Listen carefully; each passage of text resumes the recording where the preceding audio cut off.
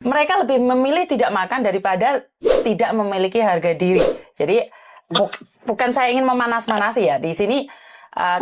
Itu bukti mengatakan fakta berbicara memang gitu. Betul. Jadi orang Madura itu memang sepertinya diam, tapi sebenarnya dia menunggu terkamannya. Jadi banyak orang menyepelekan. Orang Madura itu mundur selangkah, jangan dikira takut, tapi dia mengambil ancang-ancang untuk maju. Untuk menerkam. Iya, itu. Kemarin saya berpikir kalau saya gini-gini di Hong Kong, ntar urusannya pasti polisi, ntar saya di penjara berapa tahun, puluhan tahun. Kan gitu. Okay. Gak ada yang menjenguk aku di penjara. Lebih baik saya pulang dulu. Nanti urusan nanti di Indonesia, kan gitu.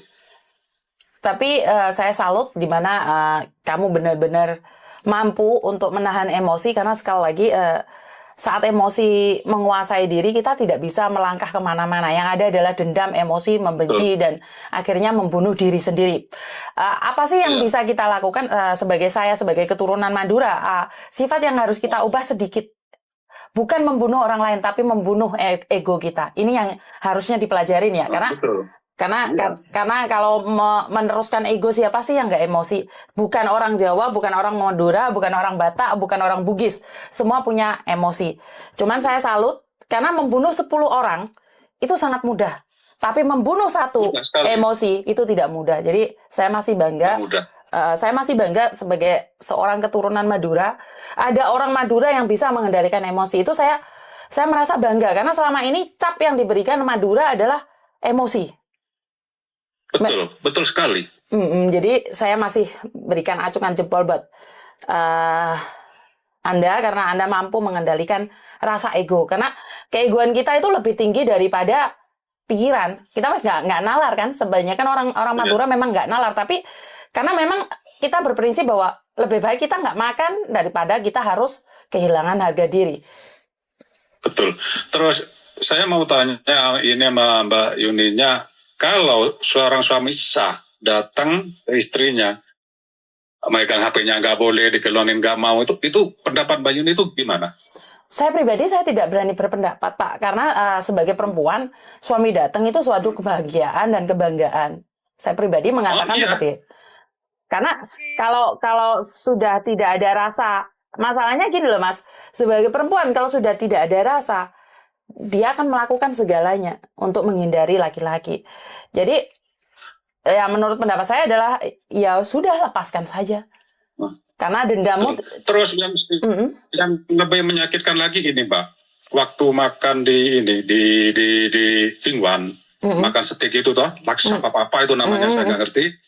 Itu 4 orang, aku, istri saya, sama calon istrinya, adiknya dia, sama Mbak budenya dia. Karena aku kan, dia nggak mau nyapa aku, kalau nggak ajak ngomong, dia nggak mau ngomong kan. Aku itu basa-basi. Dek, aku sih urung tahu lo mangan steak sapi kayak ini iki. Rasanya apa enak yo? Jawabnya apa? Pakan cangkem, ungkar mangan ayo gak kayak dipangan. Itu kepada saya lo Mbak. Oh, harga diri itu kalau Madura. Iya.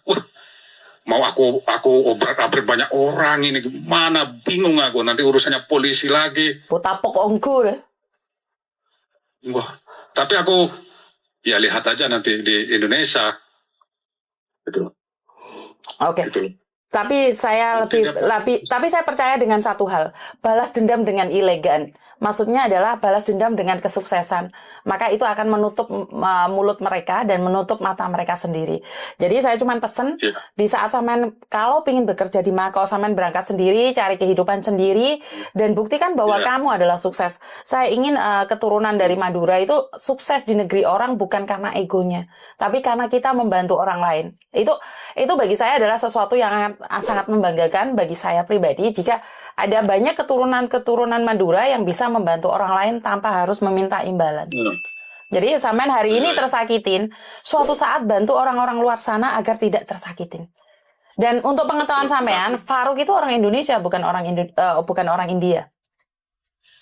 Iya, paham. Tapi aku bulan 2 kemarin waktu saya ke Hong Kong itu, posisi dia kan juga di Hong Kong, Pak. Betul.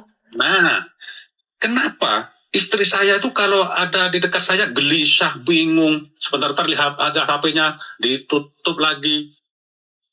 Lihat lagi ditutup, saya pegang nggak boleh. Maksudnya dipegang apanya, Mas? HP-nya, Oh, HP-nya. gitu loh. Jangan-jangan gini, apa ya? Kok di samping saya dia gelisah terus, gitu loh. Bingung gimana gitu loh. Jangan-jangan ada janji sama si Paro gitu atau gimana. Saya kan nggak tahu gitu loh. Tapi saya lihat fotonya kemarin, ini kok kayak istri saya ini. Kan berarti nggak jelas dari bentuk-bentuk kerudungnya apa gitu. Kayaknya di TikTok ada yang nyebarin sih, Mas. Kalau saya sendiri malah nggak ada. Saya pribadi nggak ada. Karena saya cuman pakai banyak orang yang nggak pakai baju dan video-video porno itu aja. Selebihnya saya nggak punya. Foto-foto saya nggak punya. Jadi kalau nggak, sampean lihat aja di TikTok. Kemarin itu kerudungnya kayaknya agak-agak biru muda itu kayak gimana ya kemarin itu ya? Hitam. Kalau yang saya tahu itu ada foto hitam. Ini. Aku pulang ke Indonesia aja sekarang posisi saya di Malang, di rumah Malang. Yo, intinya sekarang adalah ya udah ikhlaskan. Pasti masih ada bidadari lain yang menunggumu. Saya cuma bantu doa aja. Semoga kamu bisa mendapatkan pekerjaan di Makau dan bisa membuktikan pada mantan istrimu bahwa kamu bisa. Dan aku bener, aku lihat anakmu ganteng banget. Yakin ganteng banget anakmu. Ya itu tadi saya udah bilang. Yo. Bibitnya. Iya, percaya. Bibit itu jadi aku jagung hibrida. Engki kak, engki. Terus tang bini aja berdeladi aja ke kancah-kancahnya bunyau tengah. Mata kering di otak kak. Ya lo tahu. Kebiasa. Kayak unit TV kemudian aja ada otang 10.000 lebih. Oh. Kilo ke bangah. Oh. Padahal kan kok sebulan selama 2 tahun deh. Sebulan aja kok diberi berapa? 500, 600. Oh, kirim. Ke kakak kirim. Iya kirim. Ini 500.000 badan kok. Betul aja, kan aromat sampai pernah toh. Engki. Nare kok ya. Oh. Hasilnya susunan sapi peraro kehidupan keluarga lah. Terusnya kebutuhan pokoknya kan ngalai kau deh potong pajaran susu di rumah. Oh, kan beda pendapatan kak. Bodoh. Mata kerja susah terus Makau kak. Kebe apa? Dilan kok kan aja kan sahabatnya apa? Beda Tulungagung kok kan lebih di Malang setelah ke Tulungagung deh lah. Oh. Jadi kok sempurna apa sabi aja otomatis kan. Kalah. Kok kudu alako. Oh, engki. Yang bini kadangnya lo penting pertanyaan lagi bisa. Engki Madura kak.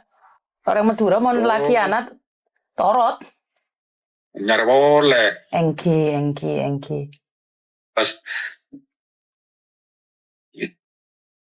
yang bini. Halo. Ada udah gimana pola beda apa? Foto-foto kayak makin gue terus tak. Engki kak. Engki. Oh, yang di minta tolong ya. Engki kak. Engki. Oke, selangkong. Oke, selangkong. Telepon sampean ada kan terus tahu foto nek lero lah kadang bang lini dulu. Engki kesoon ki kak. Ada. Assalamualaikum. Tuan ada sa. Engki. Assalamualaikum. Salam. Oke. I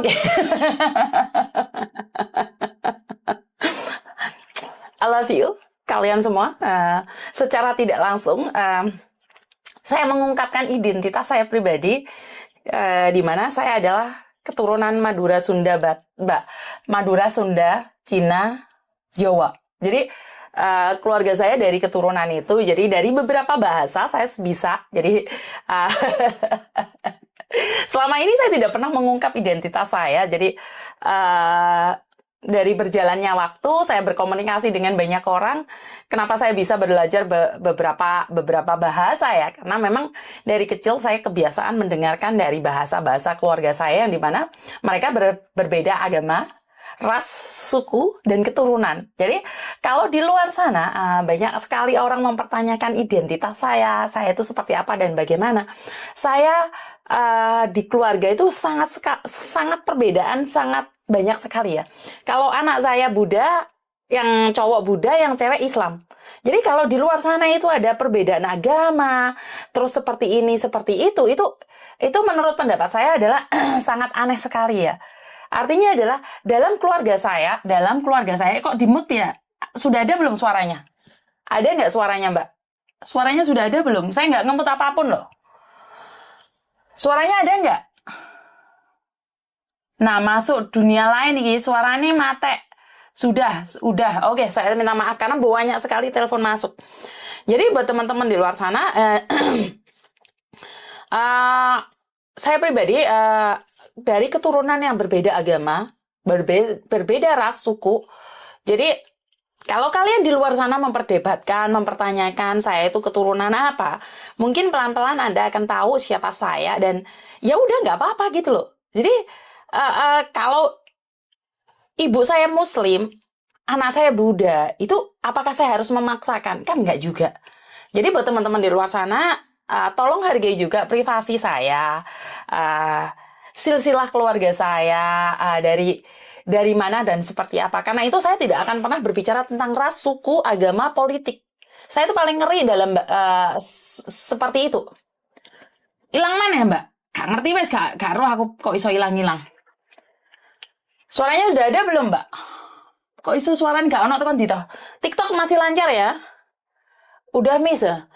Jadi buat teman-teman di luar sana, saya ucapkan banyak-banyak terima kasih. Yang saya tahu adalah prinsipnya orang Madura adalah kehormatan itu lebih penting daripada segalanya. Jadi ya udah kita sama-sama tidak sebenarnya tidak harus bilang orang Madura ya. Siapa sih yang suka harga dirinya dipermainkan? Siapa sih ya yang rasa cintanya, rasa kasih sayangnya diperlakukan tidak adil? Itu bagi saya tidak ada ya. Tapi ya sudahlah, apapun dirimu dan seperti apa dirimu, jadi diri sendiri dan berusaha yang terbaik. Dan buat mbak-mbaknya yang saat ini termakan garangan dan akhirnya berakhir dengan perceraian, itu karena ilmu kita sendiri. Paham nggak? Jadi karena kita sendiri, perlakuan kita sendiri. Jadi gini loh Mbak, kalau orang selalu bilang menganggap orang lain adalah pelacur, kalau orang lain menganggap bahwa dirinya adalah lonte, sebenarnya dia sendiri sedang mengucapkan dirinya sendiri. Bener nggak? Jadi kalau dia tidak pernah tahu bahasa lonte, bahasa pelacur, dia tidak akan mengungkapkan itu pada orang lain. Dan kalau orang lain tidak pernah menghinanya, dia pun nggak akan pernah menghina. Jadi buat teman-teman yang di luar sana, lebih banyak belajar lagi dengan banyak hal. Banyak ilmu yang kita pelajari. Cuman saya ada satu ilmu yang memang saya tidak ingin pelajari. Jadi saya ada satu ilmu yang tidak ingin saya pelajari, satu aja. Ilmu ngilang nggak iso balik. Bener yang dikatakan jenengan. Saya tuh cuman nggak pingin belajar ilmu iso ngilang nggak iso balik, itu saya nggak pingin belajar. Jadi buat teman-teman di luar sana, saya dapat saweran ini dari Mbak Ika Sri Wahyuni. Terima kasih sekali. Oke, telepon masuk lagi. Ya, bagaimana saya bisa berhenti? Oke.